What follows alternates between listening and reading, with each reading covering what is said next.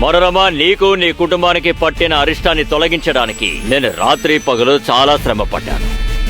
అవును, నేను కఠిన నియమాలను పాటిస్తూ కఠోర సాధన చేశాను. కానీ ఇప్పుడు సమయం వచ్చింది, మనం కార్యక్రమం చేయాలి. అలాగే బాబాగారు. ఆ కార్యక్రమం ఇక్కడే జరుగుతుంది, ఆశ్రమంలో. ఆ కార్యక్రమానికి సకు ఇంకా పంత్ వీళ్ళిద్దరు తప్ప మిగతా కుటుంబ సభ్యులందరూ ఇక్కడికి రావాలి. మరో ముఖ్యమైన విషయం, కార్యక్రమం జరిగే సమయంలో నీ భర్త సకు తప్పనిసరిగా మీ ఇంట్లోనే ఉండాలి. ఇప్పుడు నీకు ఒక ముఖ్యమైన పని అప్పగించబోతున్నాను, శ్రద్ధగా విను. ఈ కార్యక్రమం కోసం నువ్వు నాకు పంతు మెడలోని తులసి పూసల మాలని, ఆయన నెత్తురంటుకున్న వస్త్రాన్ని మూడో కంటికి తెలియకుండా తెచ్చింది.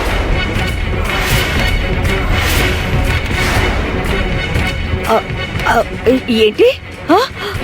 నువ్వు ఎందుకని భయపడుతున్నావు మనోరమా? నీ భర్తని చంపడానికి నేను వీటన్నిటిని అడగట్లేదు.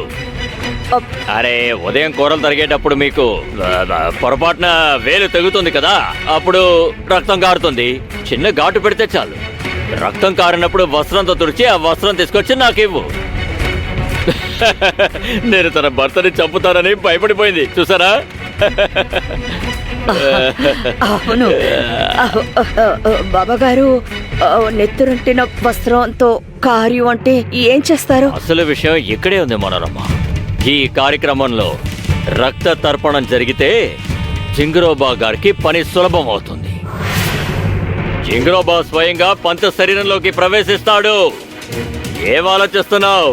గురు జింగ్రోబా పంత్ గారి దేహంలోకి ప్రవేశిస్తాడు.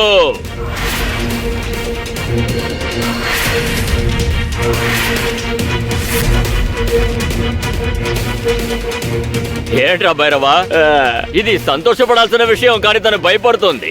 ఏం చేయాలి ఇవన్నీ? అరే మనోరమా, సకు కథ ముగించడానికే జింగ్రోబా పంతు దేహంలోకి ప్రవేశించబోతున్నాడు.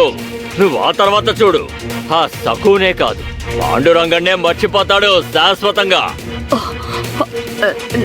అవును మనోరమా, పంతు గారు నువ్వు కోరుకున్నట్టు మారిపోతారు, వానపావవుతారు. అది ఎవరికి హారిచ్చేది అల్ప ప్రాణి.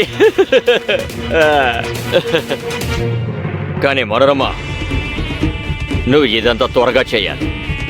నేను అడిగిన 2 వస్తువుల్ని నువ్వు త్వరగా ఆశ్రమానికి తీసుకురావాలి. అలాగే బాబాగారు, మీరు చెప్పిన పని వెంటనే చేస్తాను. వెళ్ళొస్తాను, సెలవు ఇవ్వండి.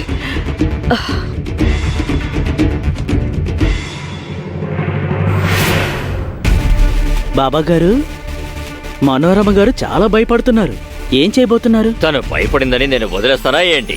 నేనిది అస్సలు నమ్మలేకపోతున్నాను. అదే, నిజంగానే పంతుగారు సకుని అంతం చేస్తారా?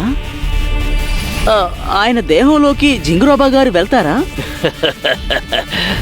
పంతు పిచ్చోడైపోతాడు. కానీ మనం ఈ విషయాన్ని మనోరమకి ఎందుకు చెప్పాలి? తను చేయాల్సిన పని గురించి మాత్రమే తనకి చెప్పాను. నీళ్లు తీసుకురా. రే, నీళ్లు. సరే.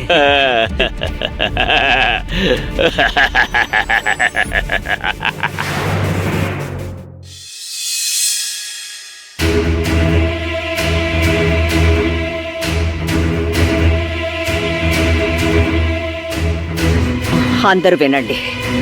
మన కుటుంబం సురక్షితంగా ఉండడం కోసం, మనకొచ్చిన కష్టాలు దూరం అవ్వడం కోసం, ఇక ముఖ్యంగా సకు వల్ల కలిగే గండాన్ని దూరం చేయడానికి రేపు సూర్యాస్తమయం అయ్యాక బాబాగారు ఒక కార్యం చేయబోతున్నాడు.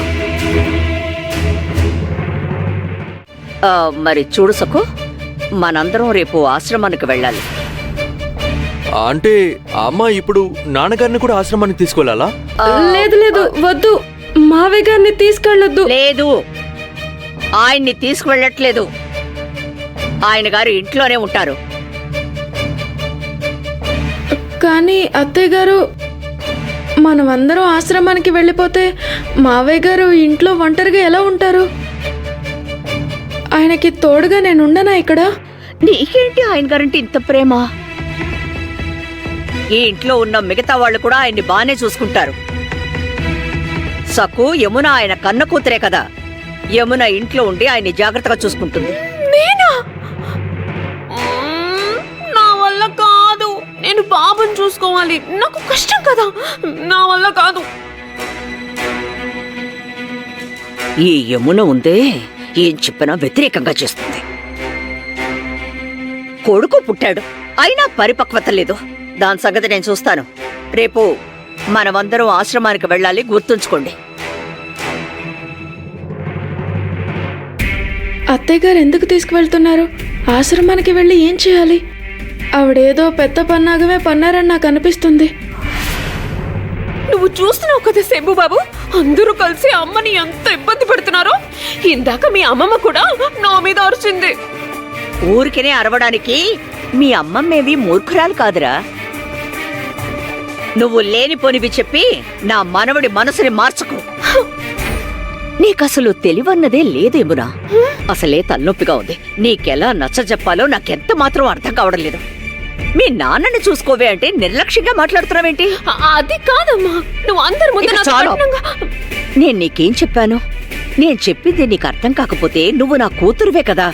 అమ్మా ఎందుకిలా అంటున్నావని నిదానంగా అడగొచ్చుగా. అమ్మా ఏవైంది?